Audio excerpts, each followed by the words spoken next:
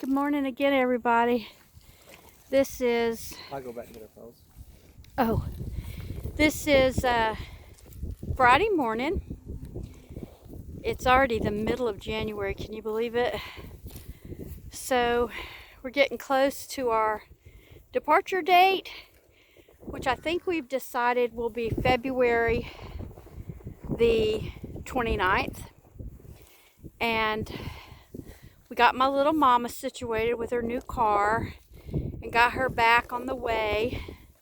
Now this is a new example of a mud mask for your face. Beauty treatment. Yeah, it's a beauty treatment. So we got my mama headed back to the island. And we are... Well, you got here too late this morning, baby. You got here too late. I'm sorry. You got here too late. So we're going to go on a walk. And I think we're going to go back to the little river where we have walked one time before.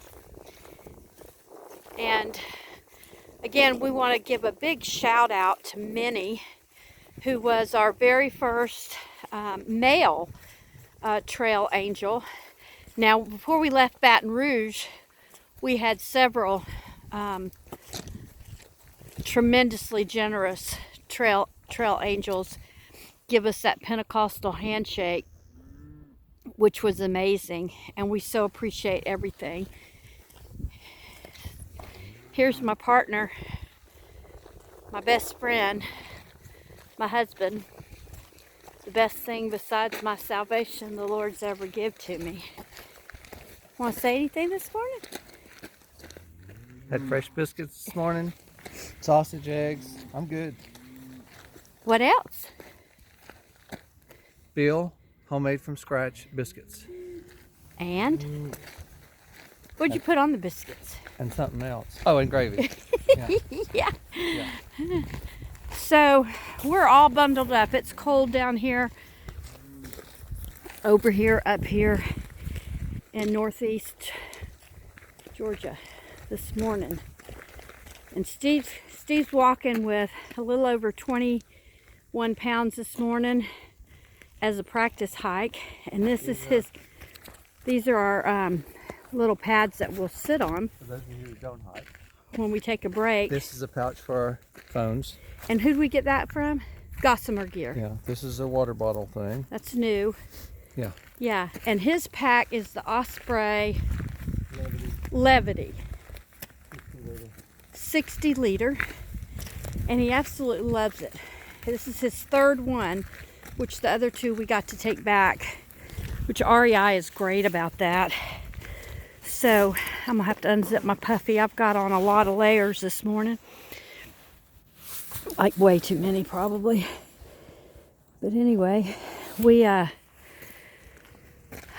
feel like we've been picking cotton for about 3 weeks with my mama. Been here 4 days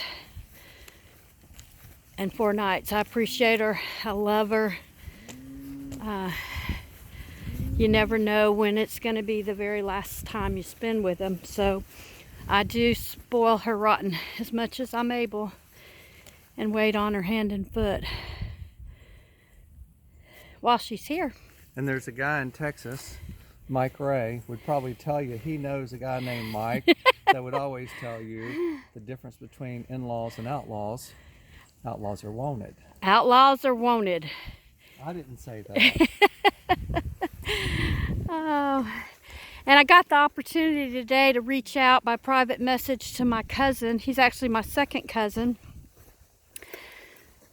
The son of my cousin who owns part of this farm. His name is Ryan G. He is in the United States Marine Corps, and he's serving and protecting our country over in Japan right now.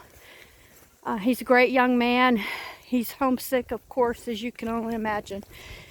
And he asked me, or he told me how very, very much prayers and messages, but especially prayers, mean to him and the women and the men that are over there protecting our country. So please, if the Lord puts it on your heart, anytime, day or night, you don't have to know their name. God knows their name. Pray for them. I asked the Lord one night in the wee hours of the morning years ago, I said, Lord, I just have a burden to pray.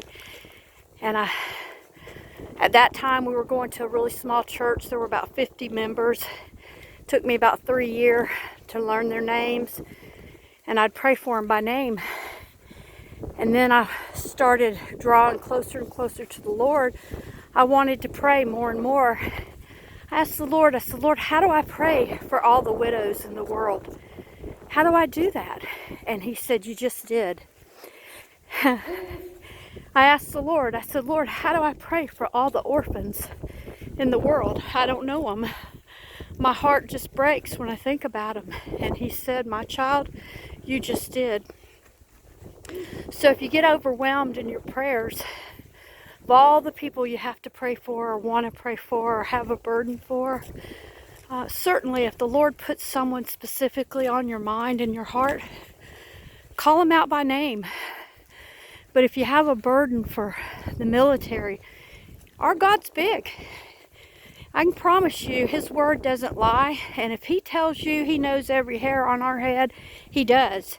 And if he knows every hair on our head and he formed us in our mother's womb before the foundation of this world, he knows everybody's name and he knows where we are. Read the book of Numbers. Read the book of Numbers, Steve said.